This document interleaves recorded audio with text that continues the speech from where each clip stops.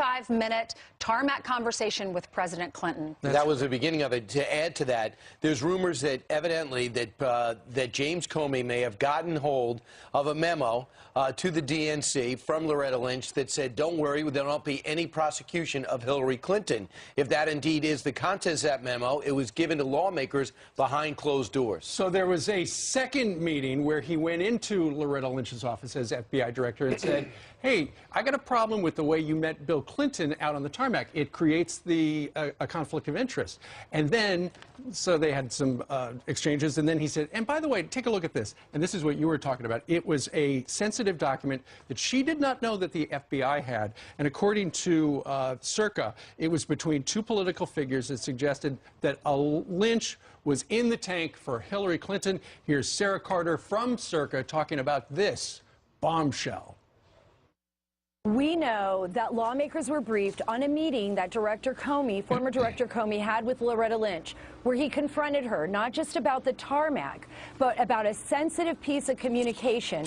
It was a piece of communication between two political figures that basically alluded to the fact that Loretta Lynch was going to put the kibosh on any type of investigation against Hillary Clinton. And when he confronted her with that piece of evidence, she basically stared at him, and there was a long period, as he described it to lawmakers, a long period of steely silence. I thought that was really telling. Steely silence. And then she looked up at him, and she asked him if there was nothing more he needed to say, then he should turn around and leave the office. All right, so if all this is true, let's get this straight. In the first meeting with Comey, Lynch says, no investigation. No, don't investigate Hillary Clinton. Don't call it that. Don't call it that. Let's call it a matter. And then she, in this document, in this secret document, she said to a political figure, allegedly, she says, let's put the kibosh on this. Well, James Comey doesn't like the way this is happening, and that's why last summer he came forward with that press conference and he talked about Hillary Clinton and her email, and then he decided at the very end he was not going to indict her. Well, yeah, he says, I'm not going to recommend it. No prosecutor would take the case. Let the debate begin. So the question is, why go behind closed doors if all this stuff's going to leak out anyway? We heard talk about this back over the summer, that there's something else there, that it was only going to give in a closed session, not an open session, but it would have justified Comey possibly taking the befuddling action that had both sides scratching their head. Judge Napolitano says, I have an idea. Have the current Attorney General do something he would be obligated to do by his job description. Investigate what happened with the old Attorney General and Hillary Clinton, because Hillary Clinton also was running for president, and this would have affected the election that she lost. Listen. Jim Comey, it now appears, sort of big-footed the Attorney General, just went right around her. He was convinced that she, as the chief federal law enforcement officer of the land, was doing the bidding of the Democratic National Committee and Hillary and Bill Clinton. If Mrs. Lynch, Attorney General Lynch, made law enforcement decisions for political purposes, that's called misconduct in office, and Jeff Sessions, the present Justice Department, should investigate her for that. All right, so if we're going to have a fit over the Russia collusion, we should have a fit over this. It's the same thing. Sure. I mean, Washington, D.C. is afire with the suggestion that Russia influenced our election. And yet you look at this, and it sounds like Jim Comey is saying, hey, I got news for you. The past administration influenced the past presidential election. Forget about Russia. And we don't know, collusion, we don't know that. But it sure looks like, according to the former FBI director, there was collusion between the Department of Justice in the form of the Attorney General and the Hillary Clinton campaign. That is, as I depicted earlier, a bombshell. Right. We'll see if we have another Comey day on Capitol Hill. Meanwhile, it's Jillian time here on our second floor. Hey, Jillian. Good morning, guys. Good morning to you at home as well. We do have an update on a story that we've been following. We brought it to you an hour ago, and this is breaking just moments ago. Authorities arresting a suspect in connection with the shooting death of a police officer. Lieutenant Patrick Weatherford was responding to a call near Little Rock, Arkansas last night when he was ambushed. Lieutenant Weatherford was a 15-year veteran and a father, leaving behind his wife and young son. Lieutenant Weatherford, just 41 years old. New video of Dennis Rodman touching down in North Korea to meet with Kim Jong-un. You can see it right there. Now, the purpose of his latest visit still unclear. Rodman only telling reporters he's, quote, just trying to open a door. This as the erratic North Korean dictator responds to President Trump's Twitter taunts by threatening to take out New York. The president in the tweets warning North Korea after several missile launches this year. President Trump's border order battle now gearing up for a Supreme Court showdown after another legal setback. A federal appeals court ruling it violates the Constitution by targeting Muslims. But the White House optimistic the Supreme Court will overturn the ruling. And moments ago, President Trump reacting on Twitter saying, quote, well, as predicted, the Ninth Circuit did it again, ruled against the travel ban at such a dangerous time in the history of our country. And the Golden State Warriors refusing to repeat history, avenging last year's loss with a victory in the NBA Finals. Take a look. There it is, redemption for Golden State. One of the great playoff runs of all time is complete. Kevin Durant lifting the Warriors to a 129-120 victory over LeBron James and the Cleveland Cavaliers. It was Game 5. And we want to show you this. Take a look at this moment caught on camera. Another piece of championship memorabilia nearly stolen. You remember, just like at the Super Bowl.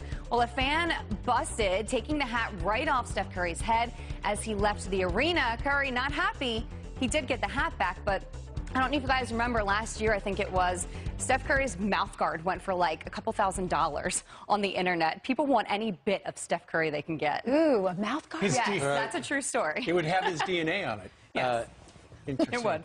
I wasn't thinking about that. Gross. All right. Thanks, Thank Jane. you. All right, coming up on this Tuesday, the president's portrait hangs in government buildings all across the country, but no longer in one town hall. The outrage there boiling over this morning. We got details. And Wisconsin Governor Scott Walker is on deck, plus HUD Secretary Ben Carson and Laura Ingraham. Look at their times and look at their faces. I'm setting my watch. Visiting one of the great examples of skill-based learning and skills-based education, a technical school in Wisconsin, which we're very excited about, to talk about the skills gap and to really highlight the fact that there is a viable path other than a four-year college experience. So really investing in vocational education, skill-based training. Wow, today President Trump and Ivanka heading to Wisconsin. That was Ivanka yesterday on our show, touring a technical training college as part of the White House's push for jobs. There are jobs. Do we have the skills? Wisconsin Governor Scott Walker will be meeting with the president and his daughter and then having a round table. That'll be all happening today. Governor, what's the message that you and the president want to relay today? Well, we've got jobs, and we just need to have people with the skills and the qualifications and the education they need to fill them. This morning, just looking at our state website, jobcenterwisconsin.com, we've got 96,901 jobs just listed on that one website alone. And so I think Ivanka was right yesterday when she said, all across America, we certainly here in Wisconsin, we've got jobs. We just need to connect people to the skills and the education they need to fill those jobs. I think when you took over, unemployment in Wisconsin was around 8%. Now it's about 3%. So people watching at home who are lucky enough to have jobs and occupations and careers they like are wondering what the problem is. What happened between the skills needed and the workforce? Where did the detachment begin? Well, there's a big disconnect, particularly in the area of manufacturing, which is why their focus on apprenticeships and technical education is so important. You're right. We're down to near record lows in terms of unemployment. The percentage of people working is one of the highest in the nation. We're in the top 10. And overall, we have more people employed in the state of Wisconsin than we've ever had in our state's history. But now, in manufacturing, we need apprenticeships. Our youth apprenticeships have more than doubled. And we've got adult apprenticeships continuing to grow. We've got technical education programs. We're going to show part of that off to the President, the Secretary of Labor, and to Ivanka Trump, who's going to join with us. And then we're going to hear from a roundtable of chief executive officers from some of the nation's largest companies that are based right here in the state about what more can be done. And I really got to hand it to the president. I asked him about this with all the other governors back in February, asked him to make this a priority. That's exactly what they're doing this week. And we're thrilled that one of those key stops is here in Wisconsin. Well, a lot of those working class jobs are those people that want to put them into office and help them win in Wisconsin. You said the problem, according to one senior administration official, the problem is not money. There are 31 workforce programs spread across 14 different states. It's what type of programs they are. And I'll give you an example of the problem. It might be in education. We got an email during the show about this, about school. I taught welding at my local high school for years. They got rid of my program and put in stage lighting for theater. Now, that might be fine, but that's niche. One is broad, correct? Yeah, that's right. A huge change in our state. We've opened the door to what we call dual enrollment. We just put more resources into early college credit to help with technical education in our technical colleges, one of which we're going to be at today, Waukesha County Technical College, who's got a great dual enrollment program. But you're right, it's just a change of the mindset. We've doubled the number of fab labs. When I talked to the president in February about this, it wasn't just using the bully pulpit, for which he's got the biggest bully pulpit in the world. It was looking at all these workforce investment programs, even welfare reform, and saying giving more power to the states allows to put a greater emphasis on the dignity that comes from hard work. And when it comes to education and higher education, allow us to streamline those programs, meet the needs that we have in our given states, not a one-size-fits-all approach from Washington. And we only have 20 seconds left, but Governor, lots from parents. Parents are used to be embarrassed. Oh, my kid has to go to college or I'm a failure. That's just not the case. No, manufacturing jobs in our state pay 24% more than the typical job. They're much more likely to have benefits, and they have a longer retention rate. There's good careers, not just jobs there, that can take care of someone and their family for years to come. Governor, have a great day today with your former rival, President Trump, in Wisconsin, and now you guys are tight. Meanwhile, coming up straight ahead, a reason to never pop the question in front of a crowd. Plus, what does the mainstream media have wrong about Attorney General Jeff Sessions, the man who replaced him as Senator? Senator Luther Strange is live. All right, we got Laura Ingraham coming up, top of the hour, and Ben Carson in 5 minutes. It's 7:24 now here in New York City. We've got some quick headlines for you right now. Outrage boiling over after a mayor removes the president's portrait from the town hall, replacing this photo with one of a renowned Native American warrior. Jackson, Wyoming Mayor Pete Muldoon defending his decision, saying he isn't required to display signs of respect and that honoring President Trump means the city is taking sides. The county commissioner is calling the move totally disrespectful. And a second chance to graduate for an Army Reserve medic days after a uniform dispute kept him from walking with his classmates. Hundreds showing up to the ceremony held just for Private First Class Harlan Fletcher, the principal apologizing and personally handing him his diploma. The school district says they plan to revise the dress code policy. All right, Ainsley, over to you. Thanks, Steve. Well, just hours from now, Attorney General Jeff Sessions will testify before the Senate Intel Committee over Russia's interference in the 2016 election. The Justice Department says Sessions requested an open session so the American people could hear the truth directly from his mouth. Will this help Sessions cut through the media spin? Joining us now is the man who replaced Jeff Sessions in Congress, Republican Alabama Senator Luther Strange. Good morning to you, Senator. Thanks for being with us. Good morning. Thanks for having me on. You're welcome. So tell the folks at home who don't know Jeff Sessions what he's like as a person. Well, I've had the honor and privilege of knowing Jeff for over 25 years. He's been a dear friend and a mentor, and there's no finer person in public service than Jeff Sessions.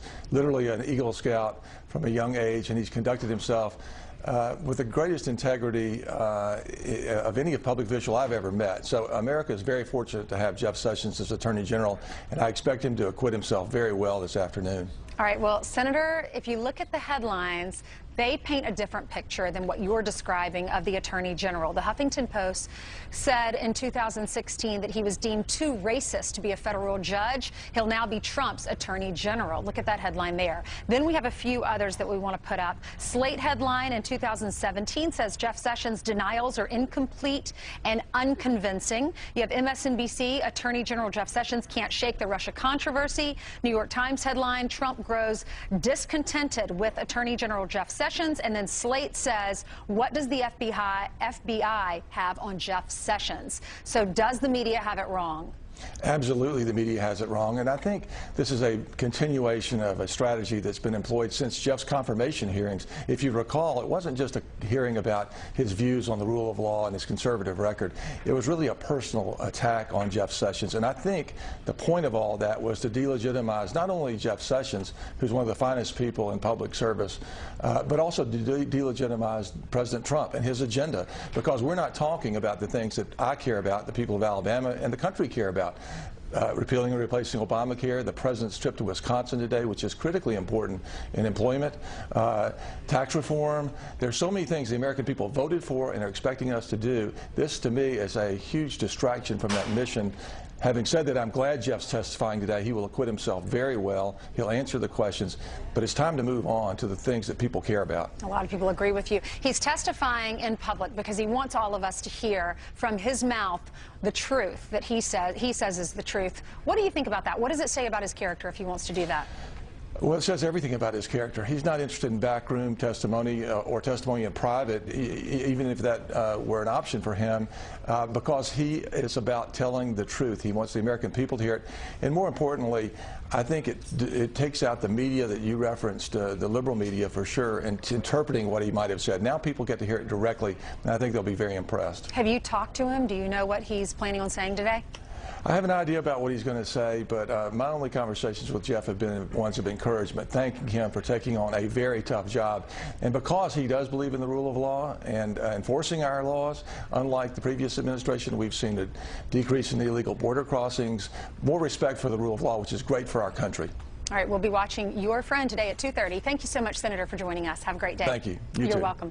Coming up, advertisers fleeing the New York production of Julius Caesar after it depicts the killing of President Trump. But CNN's parent company is sticking to its sponsorship. Rob Schmidt has the details just ahead. Plus, HUD Secretary Ben Carson just attended his first cabinet meeting with President Trump. So how did it go? Secretary Carson joins us on the Curvy Couch next. Come on in. Has there been a president, with few exceptions, in the case of FDR, he had a major depression to handle, who's passed more legislation, who's done more things than what we've done? Between the executive orders and the job-killing regulations that have been terminated, 700,000 jobs have been created in a very short period of time since the election. If we would have said that almost $4 trillion in the stock markets has been created, everybody would have laughed at us. They would have said, oh, that's ridiculous.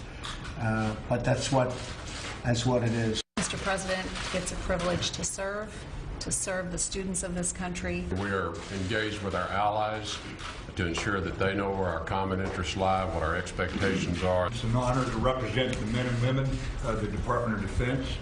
And we are grateful for the sacrifices our people are making in order to strengthen our military. It's an incredible privilege to lead the men and women who are providing intelligence so that we can do the national security mission. And in the finest tradition of the CIA, I'm not going to say a damn thing in front of the media. And you saw a guy, Carson will. Yeah, you saw a guy leading in there to look at Mike Pompeo eye to eye, and it was Dr. Ben Carson, now HUD Secretary. Welcome, Mr. Secretary. Very good to be back. What was the first cabinet meeting like? It was wonderful. You know, we talked about how we're going to get the American people working again and bring confidence back to people. And the nice thing about this particular cabinet, we have a lot of people here who know how to do things, you know, operators. And you bring that business savvy in. You start doing things that make sense and based on evidence and not on ideology. Sure. And you'll see a lot of things happening. We're already seeing, you know, tremendous savings at HUD. In what way? Just in terms of how we're using the dollars and getting much more bang for the buck. And what we're doing is we've brought in a COO, a Chief Operating Officer. We're nominating a CFO, a CIO, so we can take the big, broader view of things, fix things on a holistic manner rather than just a little spot here and a little spot there. Sure. But Dr. Carson, you know that as you are trying to help the president pass his agenda, there are all those people in Washington, in the swamp. They want to talk about Russia, and they want to talk about collusion, and they want to make sure that you guys don't get anything done. Well, you know, they can try, but you know, there are some of us who are pretty laser focused on what we're doing. It's sort of like when you're in an operating room. It doesn't matter what's going on out there. You know, you're dealing with that particular situation. And the nice thing is the cabinet is working across silos. So, you what know, does that mean? It means that this department is working with this department. Mm-hmm. In the past, you know, we've had to create interagency councils, and some of them have been very helpful. That's not nearly as necessary now because we all know each other. We all work together on a regular basis. I loved seeing the cameras in the room. You felt like a fly on the wall, and I like the transparency because the voters can see what's happening behind closed doors. I was a little shocked that we're, 5 months into the presidency, and this is the first cabinet meeting. Is that because the Democrats were holding up the confirmations? There has been some stonewalling. In a way, it may not be all bad in my situation, because since I don't have my assistant secretary of this, and this, I had to learn all that stuff myself. Yeah. Which is helpful, actually, to gather all that information and to be able to process it, particularly when it comes to trying to design new and different methods of getting things done, because we're not satisfied just putting people in a dwelling. We need to develop the American people. When the president went with you back to your hometown and you saw what it was like for you growing up, I think he was moved by it, and I think that's part of the reason why you're in this position. You have a lot of autonomy, but if the president can't produce for the inner city, that would be a big promise not delivered. What are you doing? We are going to produce. There's no question about that. There are a number of things that we're doing. First of all, creating much easier methods of public-private partnerships, because the money is not in the government. The money is in the private sector, but you have to create win-win situations. You look at things like the RAD program, the Rental Assistance Demonstration, where we're leveraging dollars 19 to 1. That's going to make a big difference. We're looking at, communities. So it doesn't do any good to build a big project without having health care, without having appropriate types of education, right, and most importantly, job creation. Like Section 3, it requires that if you're getting federal funding, that you hire local people. But there's the skills gap. Yeah. And that's what they always say, well, we don't have the people with the skills. You have a brain, though, right, which means you know a year ahead of time or 2 years ahead of time that you're doing that. Train the people then so that now you have the skills. That's something that we have to get back to. Teaching people basic skills. I used to know that when I was in high school. I knew how to operate a drill press and a lathe and build an electric motor. Not anymore. You've talked about operating, you've talked about the brain, you are a neurosurgeon, so let's talk about Obamacare. The president and the vice president are going to meet with 13 Republican senators today to talk about how they can pass this bill through, how they can repeal and replace. Right. What needs to be done, and are we going to see this done in the next year or so? I'm very hopeful that they're going to get it done and recognize that the system that we have in place right now, maybe people meant well. I don't like to sit around and denigrate people.